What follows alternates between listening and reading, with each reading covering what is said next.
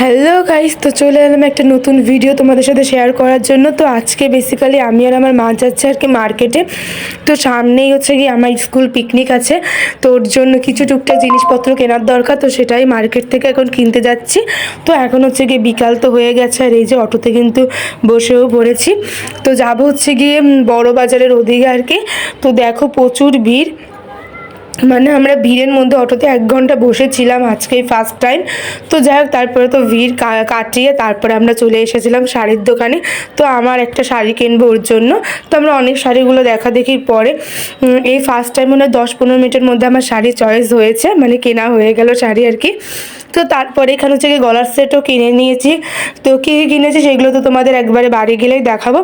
তো তারপর হচ্ছে গিয়ে এই যে আমরা আবারও জ্যামে পৌঁছে গেছি, মানে আসার সময়ও জ্যাম, যাওয়ার সময় জ্যামের মধ্যে বসে থাকা। তো প্রচুর আজকে রাস্তায় জ্যাম হয়েছে, আমাদের এদিকে সচরাচর এতটা জ্যাম হয় না।